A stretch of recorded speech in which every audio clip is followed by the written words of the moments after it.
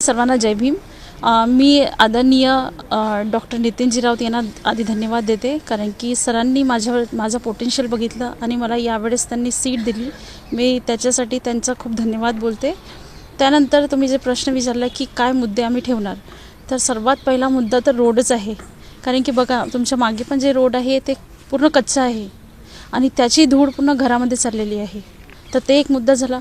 दुसरा मुद्दा स्ट्रीट लाईटचा मुद्दा झालेला आहे, कारण की स्ट्रीट लाईट इथे आम्ही 2-3 दिवसापासून फिरत आहे, तर तिथे त्यांनी लोकांनी सांगितलं की 10 वर्ष झाले जे मागे नगरसेवक होते त्यांनी आतापर्यंत काहीच काम केले नाही। स्ट्रीट लाईट एक सुद्धा लागली नाही त्यांच्याकडे, इवन पोल्स पण नाही आहे त्यांच्याकडे। तर आम्ही हे एक प्रयत्न करू की डॉक्टर नितीनजी राऊत यांच्या आमदार जे आहेत त्यांच्या निधीतून काही आपण पोल वगैरे लावून देऊ तिथे आणि अजून डेव्हलपमेंटल काम करू। नेक्स्ट आहे सीवर लाईन। सीवर लाईन जसं आर्यनगर आहे, आर्यनगरमध्ये सीवर लाईन तेढे झालेले आहेत, तर त्याच्यामुळे त्यांचं जे सीवर लाईनचं जे पण वेस्ट आहे ते पूर्ण वेस्ट त्यांच्या घरात चाललेलं आहे आणि त्याच्यामुळे इन्फेक्शन्स पुष्कळ होत आहे। इन्फेक्शन झालेल्या लोकांची हेल्थवर खूप बॅड इम्पॅक्ट पडत आहे। तर हेच सर्व जे मुद्दे आहे ते आम्ही समोर ठेवू। आणि अजून एक आहे, जसं आमचा जो एरिया आहे तिथे लायब्ररी किंवा रीडिंग रूम या व्यवस्था आहेतच नाही, तर अशी व्यवस्था लायब्ररी, रीडिंग रूम्स हे जे झाले आहे हे आम्हाला तिथे अवेलेबल करून द्यायचं आहे। कारण की या एरियातून मुलांना, स्टुडंट्सला खूप दूर जावं लागते। सदर झालं, सदरची लायब्ररीमध्ये जातात जे गांधी चौकमध्ये आहे, किंवा मग कमाल चौक झाला तिथे जावं लागते। एवढ्या दूर तर जाऊ नाही शकत डेली, तर त्याच्यामुळे आम्हाला इथे रीडिंग रूमची अवेलेबिलिटी करून आम्ही देऊ। हेच आमचे मुद्दे राहणार। की तुम्ही जे बोलले ते तर पॉईंट आहेच, कारण की बाकी जर एरिया बघू आपण, जसं सदर वगैरे झालं त्याच्या अकॉर्डिंग हा जो एरिया आहे आपल्या उत्तर नागपूरचा ते खूपच अंडर डेव्हलप्ड आहे।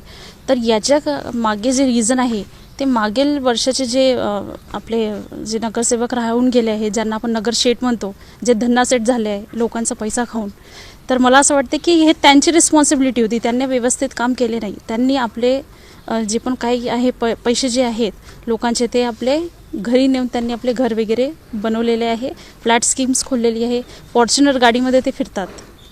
तर मला असं वाटतं याच्या मागे जे कारण आहे ते नक्कीच तेच रिस्पॉन्सिबल आहेत जे याच्या आधीचे नगरसेवक राहून गेले आहेत। नागरिकांना एकच अपील माझ्याकडून आहे की जे नगरसेठ आहेत त्यांना त्यांच्याकडून सर्वच त्रासलेले आहेत, तर आपण त्यांच्याकडे न बघता आम्ही जे आहे आमचं जे 4-चौघांचं पॅनल आहे, डॉक्टर सुरेश जग्यासीजी जे आधी पण नगरसेवक राहून गेले आहे माझ्या बाबांसोबत, त्यांचं पण कार्य तुम्ही बघितलं तर खूप जास्ती त्यांनी प्रचंड कार्य केलेलं आहे। जसं समतानगर तिथे खूप सारे स्ट्रीट लाईट लावून दिलेले आहे। त्याच्यानंतर कधी तिथे गडरचं पाणी वगैरे राहते तर ते पण तिथे त्यांनी डेव्हलपमेंटल काम केलेलं आहे।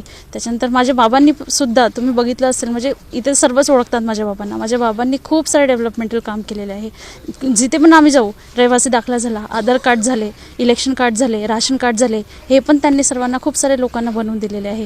त्याच्यानंतर मोहल्लेताई आहेत, त्यांनी पण खूप डेव्हलपमेंटल काम केलेले आहेत। आणि आपले जे आता वेल एज्युकेटेड ACP, रिटायर्ड ACP जे सर आहेत बनसोड सर, ते पण आमच्या पॅनलमध्ये खूपच एक स्ट्रॉंग उमेदवार आहे। तर आम्ही जे आमचं पॅनल आहे ते खूपच स्ट्रॉंग आहे आणि आम्ही नक्कीच, मी अपील करते की जर तुम्ही आमच्यावर विश्वास दाखवला तर आम्ही नक्कीच तुमचे डेव्हलपमेंटल काम करू आणि समोर या डेव्हलपमेंटलच्या आघाडीला आम्ही घेऊन जाऊ। हो नक्कीच सर, कारण की याच्या आधी पण जे झालेलं होतं इलेक्शन त्याच्यामध्ये त्यांनी तेच केलं, मनी पॉवर यूज करून त्यांनी लोकांना मॅनिप्युलेट केलेलं आहे। तर मी लोकांना हीच अपील करते की तुम्ही आपला विवेकचा यूज करायचं, तुम्ही आपलं जे आहे कन्सायन्स त्याचं यूज करायचं आणि जे खरे नगरसेवक आहे जे तुमच्या घरोघरी येऊन कार्य करू शकतात तुम्ही त्यांना प्रचंड बहुमताने विजयी करायला